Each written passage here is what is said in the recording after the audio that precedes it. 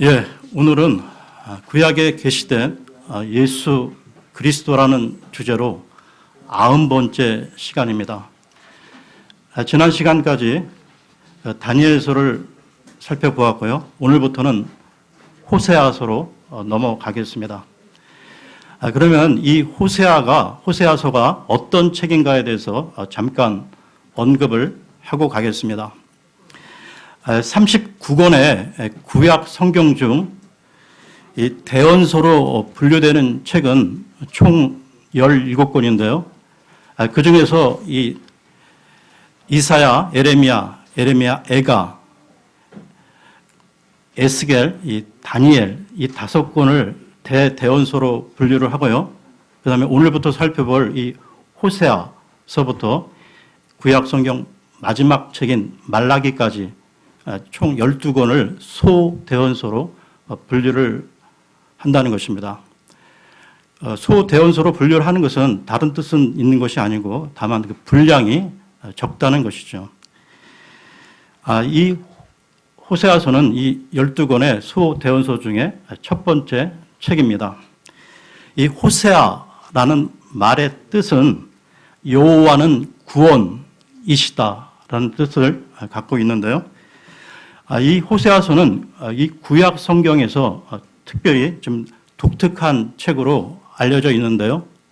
왜냐하면 이 다른 대언자들은 이 하나님의 말씀을 입술로 말씀을 전했는데 이 호세아는 자신의 가정, 이 불우한 가정을 통해 다시 말해 자신의 결혼과 자신의 자식들을 그 북이스라엘의 영적 상태와 동일시하며 하나님의 메시지를 전달했다는 것입니다. 그러면 호세아서 본문으로 들어가 보겠습니다. 1장 1절에서 2절을 보겠습니다.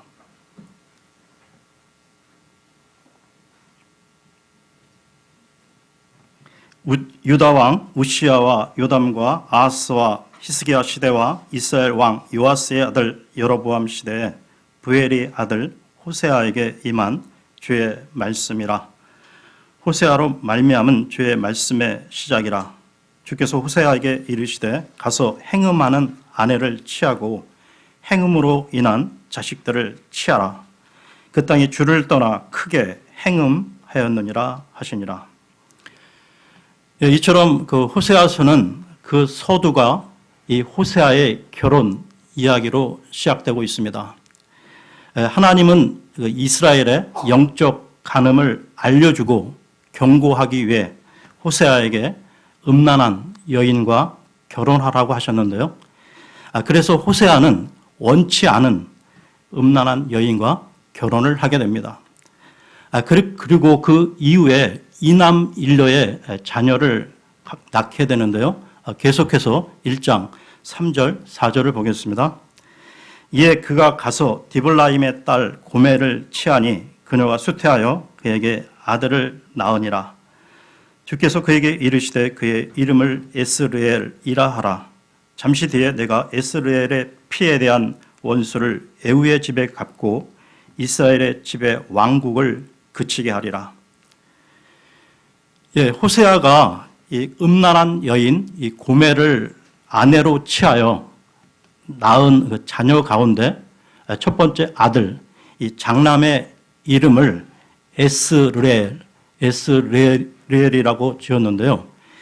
이 이름의 뜻은 하나님께서 흩어 버리신다라는 뜻을 갖고 있습니다. 이 에스르엘은 원래 골짜기의 이름인데요. 이 지명과 관련해서 사사기로 가겠습니다. 사사기 6장 33, 34절을 보겠습니다. 사사기 6장 33, 34절입니다.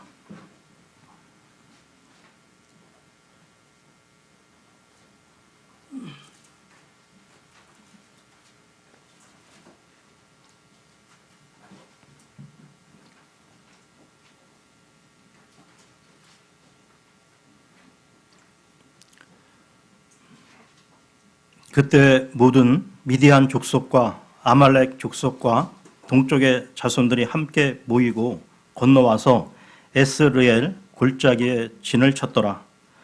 그러나 주의 영께서 기드온에게 임하시니 그가 나팔을 불매 아비에셀이 모여서 그를 따르고. 예, 여기 나오고 있는 이 에스르엘 골짜기는 사사 기드온이 미디안 족속과 아말렉 족속을 격파한 곳인데요. 그리고 나중에 에후라는 사람이 우상숭배에 빠져있던 아합의 군대를 쓸어버린 곳이기도 합니다. 그러니까 호세아의 장남 이름을 에스르엘로 이름을 지은 것은 하나님께서 북이스라엘을 흩어버리시겠다는 의미인 것이죠. 그러면 다시 호세아서로 돌아와 1장 6절 7절을 보겠습니다. 호세아 1장 6절 7절입니다.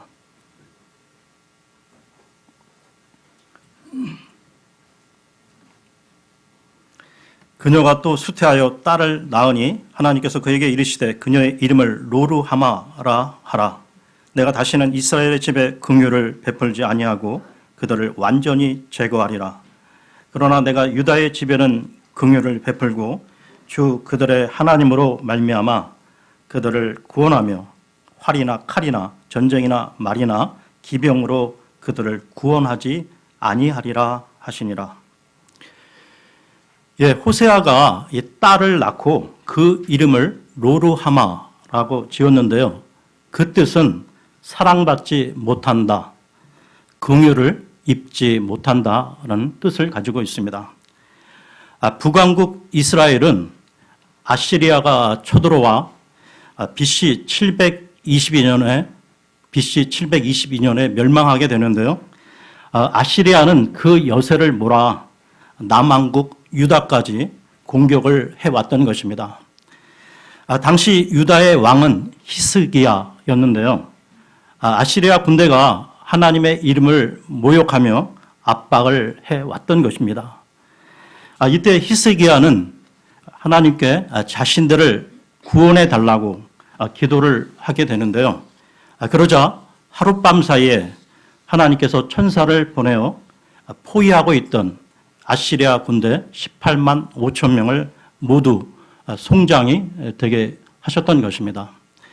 남왕국 유다는 긍휼히 여김을 받았지만 북왕국 이스라엘은 긍휼을 얻지 못했던 것이죠. 계속해서 1장 8절 9절을 보겠습니다. 8절 9절입니다. 이제 그녀가 로르하마를 젖댄 뒤에 수태하여 아들을 낳으니라. 이에 하나님께서 이르시되 그의 이름을 로암미라 하라. 너희는 내 백성이 아니요 나는 너희 하나님이 되지 아니하리라. 예, 호세아는 또 다른 아들을 낳고 그 이름을 로암미라고 지었는데요. 그 뜻은 내 백성이 아니다라는 의미입니다. 여러분, 어떤 사람이 자기 자식을 낳고 자기 자식이 아니라고 이름을 짓겠습니까? 하지만 호세아는 그런 식으로 이름을 지었다는 것입니다. 이름을 통해 하나님의 메시지를 전달했다는 것이죠. 이 백성은 더 이상 내 백성이 아니다. 그러므로 아무런 보호도 해주지 않겠다. 이처럼 호세아의 자녀들의 이름을 통해 하나님께서는 이스라엘 백성들을 흩어버리시고 긍휼을 베풀지 아니하며 내 백성으로 삼지 않으시겠다는 메시지였습니다. 그런데요, 만약 호세아서가 이 심판의 메시지로 끝나버린다면 이 구원자라는 그 호세아의 이름은 무색해질 것입니다. 그래서 하나님께서는 이 절망의 구렁텅이에서 소망을 주셨는데요. 1장 10절, 11절을 보겠습니다. 10절, 11절입니다.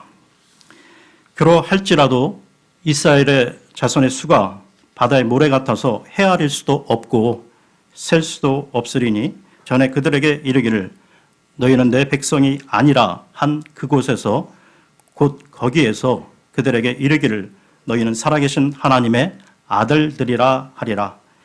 그때 유다 자손과 이스라엘 자손이 함께 모여 자기들을 위해 한 머리를 정하고 그 땅에서부터 올라오리니 이는 이스라엘의 날이 클 것이기 때문이라. 지금 이 구절은 두 가지 소망의 예언을 하고 있는 건데요. 첫째, 셀 수 없이 많은 사람이 하나님의 자녀가 될 것이다. 둘째, 남왕국 유다와 북왕국 이스라엘의 구별이 없어지고 한 머리 아래에서 통일이 될 것이다 라는 말씀입니다.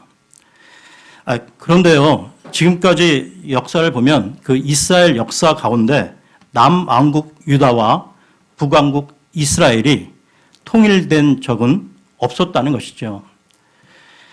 왜냐하면 북왕국 이스라엘은 이 통일되기 전에 역사 속에서 완전히 사라져 버렸기 때문입니다. 이 언약은 신약 시대로 들어와 영적으로 실현하게 된다는 것입니다. 이와 관련해서 로마서로 가겠습니다. 로마서 9장 25절, 26절을 보겠습니다. 로마서 9장 25, 26절입니다.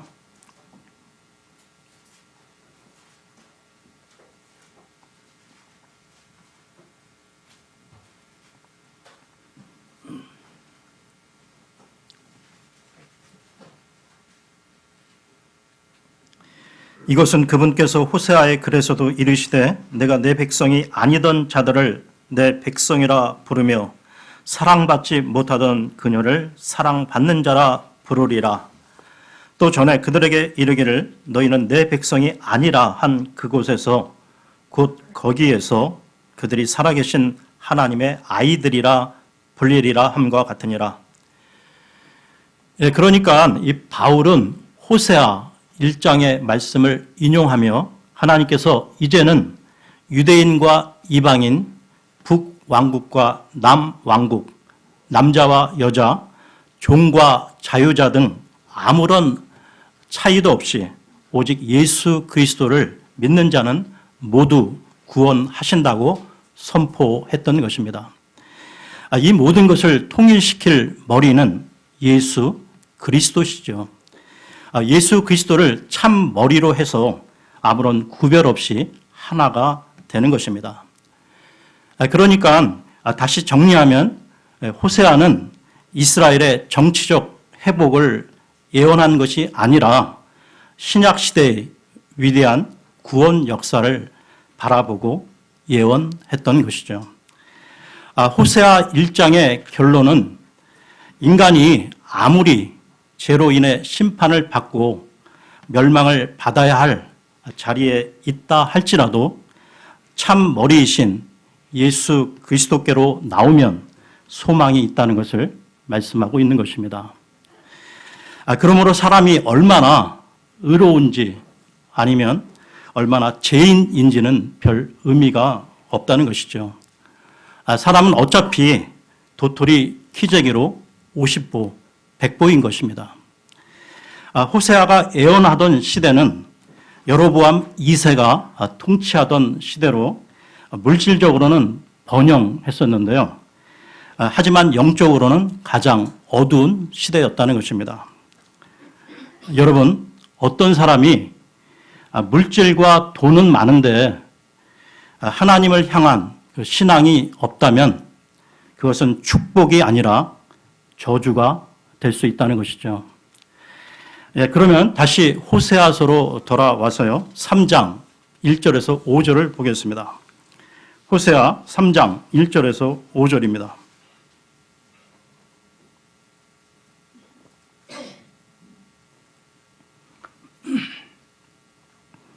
그때 주께서 내게 이르시되 다른 신들을 바라보고 포도주 병을 사랑하는 이스라엘 자손을 향한 주의 사랑에 따라 또 가서 자기 친구에게 사랑받는 여인 그러나 간음한 여인을 사랑하라 하시니라.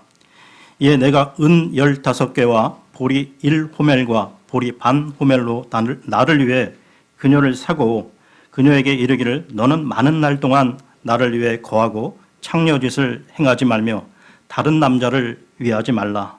그처럼 나도 너를 위하리라 하였으니 이는 이스라엘 자손이 많은 날 동안 왕도 없고 통치자도 없고 희생물도 없고 형상도 없고 에봇도 없고 드라빔도 없이 거하다가 그 뒤에 이스라엘 자손이 돌아와 주 자기들의 하나님과 자기들의 왕 다윗을 찾고 마지막 날들에 주와 그분의 선하심을 두려워할 것이기 때문이라.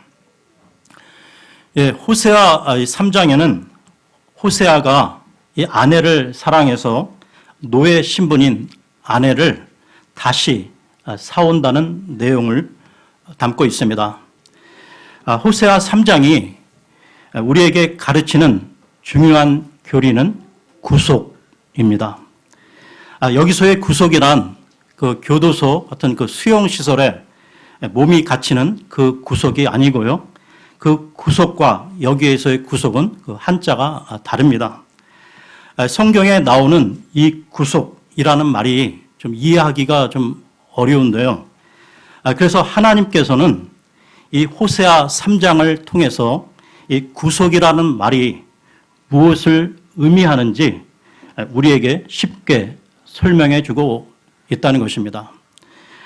고멜이라는 여자는 호세아의 그 아내로 이스라엘 백성이 얼마나 우상 숭배를 하고 영적으로 타락했는가를 상징하는 여인입니다. 고멜은 이남 일녀를 낳고서도 바람이 났는데요. 고멜은 이 바알과 아세라 등 이 우상을 따라간 이스라엘 백성을 상징하고 있습니다. 고멜은 숱한 음행의 결과 결국에는 비참한 신세가 되었는데요. 거지가 되었고 노예 시장에 팔려 나오게 되었던 것입니다. 스스로의 힘으로는 노예 상태에서 도저히 벗어날 수 없었는데요. 그에 비해 고멜의 남편이자 대언자인 호세아는 구원을 행동으로 보이시는 하나님을 상징하고 있는 것입니다. 호세아는 노예 시장에 팔려 나온 아내를 찾아 나섰는데요. 호세아가 만약 먼저 찾아오지 않았다면 이 고멜에게는 희망이 없었습니다. 결국 노예로 비참한 생애를 보내다가 죽음을 맞이했겠죠. 이 말은 마찬가지로 하나님께서 죄인된 우리를 먼저 찾아오지 아니하셨다면 우리는 아무 소망도 없이 영원한 지옥 형벌을 받을 수밖에 없다는 것입니다. 우리가 먼저 하나님을 사랑한 것이 아니라 하나님께서 우리를 먼저 사랑하셨다는 것이죠. 하나님의 사랑은 주권적인 사랑이요 능동적인 사랑이셨습니다. 구속이라는 말은 영어로 리뎀프션인데요. 리는 다시라는 말이고 뎀프션은 사들인다라는 말입니다. 그러니까 원래 자기 것이었는데도 다시 사들이는 것이 구속인 것입니다. 사람들이 노예가 되는 이유는 몇 가지 이유가 있는데요.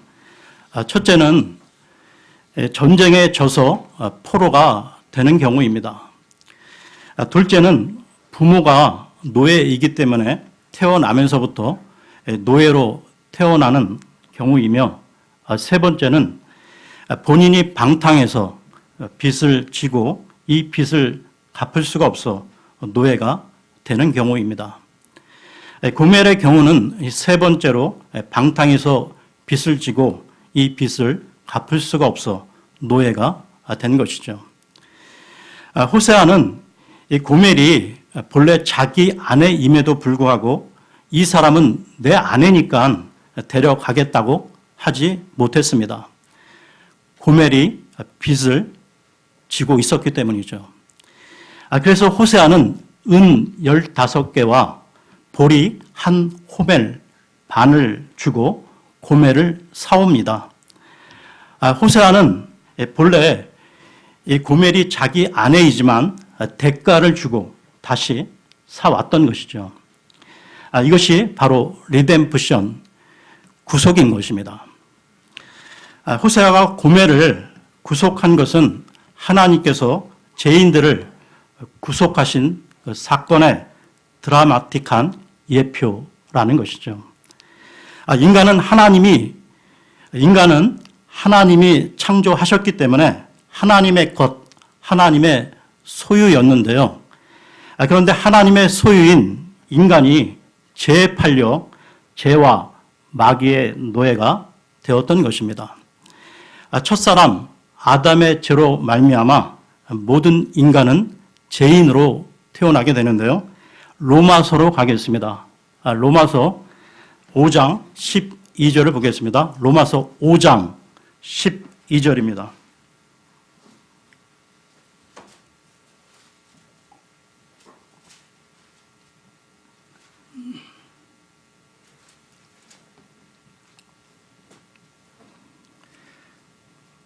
그러므로 한 사람으로 말미암아 죄가 세상에 들어오고 죄로 말미암아 사망이 들어왔나니 이와 같이 모든 사람이 죄를 지었으므로 사망이 모든 사람에게 임하였느니라. 죄와 사망과 마귀의 노예가 된 우리를 사기 위해 세상은 종교나 교육 또는 철학이나 선행 등을 내어 놓았는데요. 그러나 죄와 마귀의 손아귀에서 그런 것을 가지고는 살 수가 없었습니다. 그런데 갈보리 십자가에 못 박히신 예수 그리스도께서 자신의 피값으로 우리를 다시 사신 것이죠. 하나님께서는 당신의 가장 사랑하시는 독생자를 우리를 사기 위해서 기꺼이 내어 놓으셨다는 것입니다. 그러므로 우리 구원받은 각각의 사람은 예수님의 생명값만큼 귀한 존재라는 것이죠. 우리가 받은 구원은 우리가 값을 치르지 않고 거저 공짜로 받았으나 하나님께서 우리를 구원하기 위해서 치르신 값은 그 무엇과도 비교할 수 없는 예수 그리스도의 생명값이라는 말입니다. 신약 성경에는 구속이나 이 대속물이라는 표현이 자주 나오고 있는데요. 마태복음으로 가겠습니다. 마태복음 20장 28절을 보겠습니다. 마태복음 20장 28절입니다.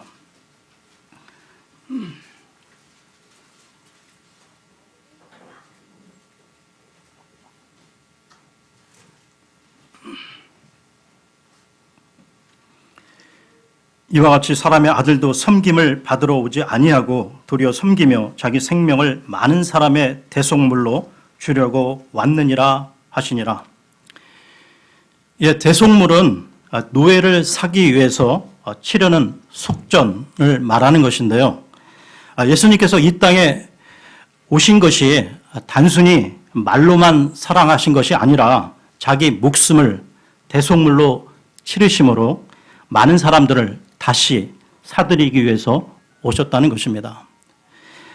여러분, 예수님께서 많은 사람들의 대속물이 되기 위해서 이 땅에 오셨는데 그 구원받은 사람들 중에 저와 여러분이 포함되었다는 것을 생각해 보십시오. 이 얼마나 감사하지 않을 수 있겠습니까? 이 모든 것이 오직 하나님의 은혜라는 것이죠. 그러면 이 구속과 관련해서 더 확실한 말씀을 찾아보겠습니다. 베드로 전서로 가겠습니다. 베드로 전서 1장 18절 19절입니다. 베드로 전서 1장 18, 19절입니다.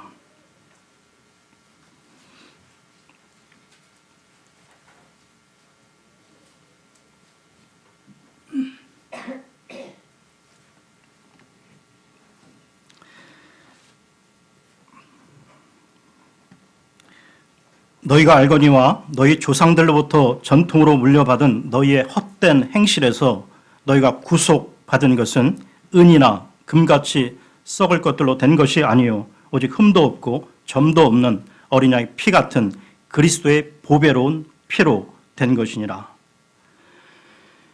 대언자 호세아가 은과 보리로 속전을 치르고 고매를 다시 사들인 것처럼 예수 그리스도께서도 자신의 피로 죄와 불법과 헛된 행실에 빠져 그 결과 영원한 지옥 브로스에 갈 수밖에 없었던 우리를 건져 주신 것이죠.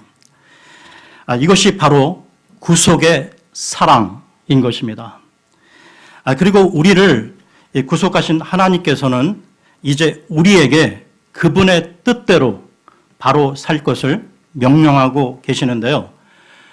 호세아가 고멜을 구속하기 전에는 호세아가 고멜에게 구애를 하고 매달렸습니다. 그런데 이제는 호세아가 매달리지 않고 명령을 하고 있는데요. 왜냐하면 고멜을 노예시장에서 사왔기 때문입니다. 값을 치르고 샀기 때문에 이제는 고멜의 법적 주인이 된 것이죠. 명령할 수 있는 주인이 되었다는 것입니다. 말씀 가운데 확인해 보겠는데요. 호세아서로 돌아와 3장 3절을 다시 보겠습니다. 3장 3절입니다.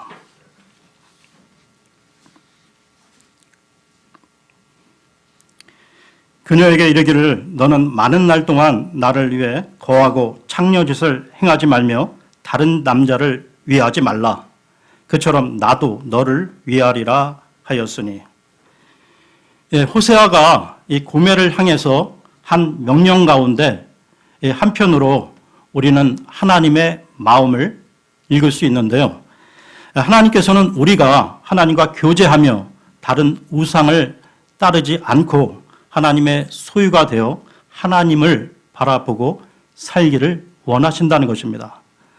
하나님께서는 우리의 삶에 대해 당연히 명령권을 가지신 분이시죠. 물론 우리를 창조하셨기 때문에 명령권을 가지시지만 우리를 구속하셨기에 명령권을 갖는다는 것입니다.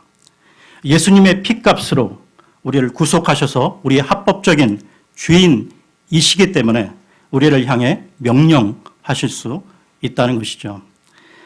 출애굽기 20장을 보게 되면 하나님께서는 이스라엘 백성에게 10계명, 즉 10가지 명령을 주시면서 명령하고 계심을 보게 됩니다.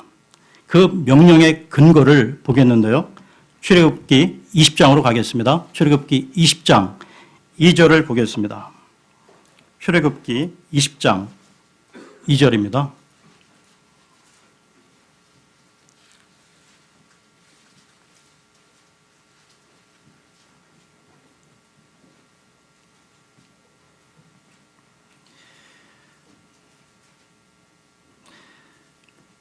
나는 너를 이집트 땅 곧 속박의 집에서 데리고 나온 주 내 하나님이니라. 하나님이 그 이집트의 노예 신분이었던 이스라엘 백성을 구원하신 주님, 주인이 되시기 때문입니다. 마찬가지로 우리 성도들도 우리 각자 생명의 주인이 자신이 아니라는 것이죠. 여러분, 사람은 죽음이 눈앞에 닥치면 자기 생명의 주인이 자기가 아니라는 것을 명확히 알게 됩니다. 생명의 주인이 자기 자신이라면 영원히 살지 왜 죽습니까? 결국 내 생명을 찾아가는 분이 계시니까 죽는 것 아니겠습니까? 우리 생명의 주인은 하나님이십니다. 따라서 우리는 더 이상 마귀의 종노릇을 해서는 안 된다는 것이죠. 이제 우리는 하나님께서 예수 그리스도의 피값으로 우리를 사셨으니 주인이 되셨으니 우리 각자는 하나님의 것이라고 고백해야 마땅한 것입니다. 이와 관련된 말씀을 보겠는데요. 고린도 전서로 가겠습니다. 고린도 전서 6장 19절 20절입니다. 고린도 전서 6장 19, 20절입니다.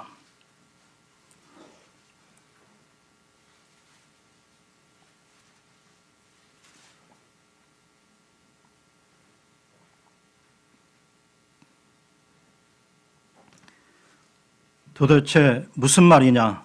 너희 몸이 너희가 하나님에게서 받은 바 너희 안에 계신 성령님의 전인 줄을 너희가 알지 못하느냐. 너희는 너희 자신의 것이 아니니 주께서 값을 치르고 너희를 사셨느니라. 그런즉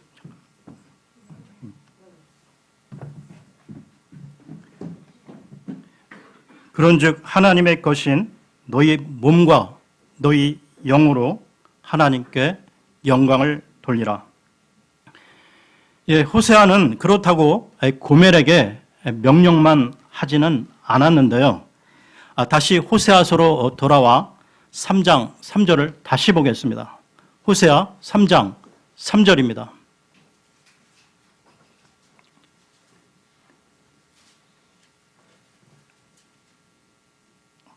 그녀에게 이르기를 너는 많은 날 동안 나를 위해 거하고 창녀짓을 행하지 말며 다른 남자를 위하지 말라. 그처럼 나도 너를 위하리라 하였으니. 예, 이 구절 후반부를 보시게 되면 그처럼 나도 너를 위하리라 라고 나오고 있는데요. 이 말은 내가 너에게 정절을 요구하지만 나도 너에게 정절을 지키겠다는 말입니다. 남편으로서 너를 사랑하고 너를 떠나지 않고 너만 사랑하며 살겠다는 말이죠.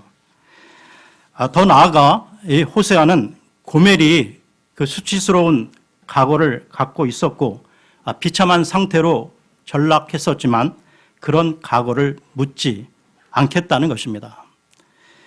그리고 조금도 죄를 짓지 않은 아내처럼 대우하겠다는 것이죠. 이와 마찬가지로 하나님께서는 이스라엘 백성이 우상 숭배를 함으로 진노하셔서 그 결과 적군에 의해 흩으셨지만 다시 자신의 백성으로 삼으셨다는 것입니다. 계속해서 3장 4절 5절을 보겠습니다. 4절 5절입니다.